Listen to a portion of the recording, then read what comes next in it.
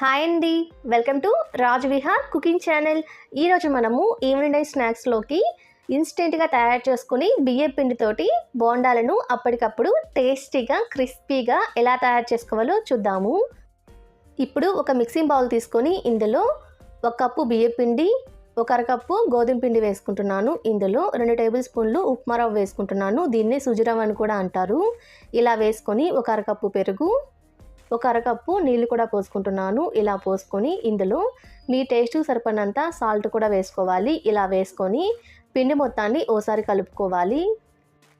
ఇలా పిండి మొత్తాన్ని ఓసారి కలుపుకున్న తర్వాత ఇందులో అవసరమైతే కొంచెం నీళ్ళు కూడా పోసుకొని పిండి మొత్తాన్ని ఈ విధంగా కలుపుకోవాలండి. ఇలా కలుపుకుంటే సరిపోతుంది.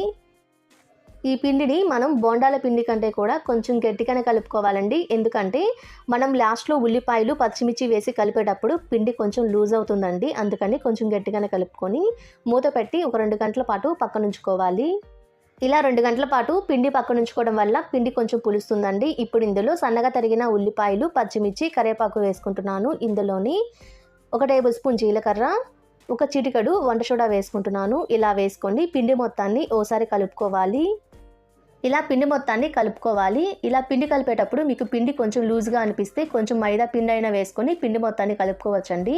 ఇలా పిండి కలుపుకొని పక్కనుంచుకోండి. ఇప్పుడు డీప్ ఫ్రైకి సరిపోయేంత ఆయిల్ని హీట్ చేసుకోవాలి. ఆయిల్ హీట్ అయిన తర్వాత మనం కలిపి పెట్టుకున్న పిండిని చిన్న చిన్న బోండాల్లాగా వేసుకోవాలి.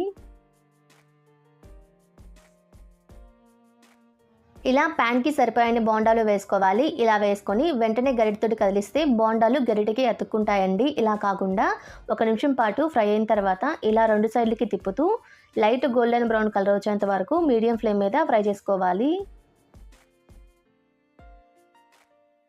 ఇలా లైట్ గోల్డెన్ బ్రౌన్ కలర్ వచ్చేంత వరకు మీడియం ఫ్లేమ్ మీద ఫ్రై చేసుకోవాలి. ఇలా ఫ్రై చేసుకొని వీటి మొత్తాన్ని ఒక సర్వింగ్ ప్లేట్లో వేసుకోవాలి. ఇదే విధంగా మిగిలిన పిండితో కూడా బోండాలను వేసుకోవాలి.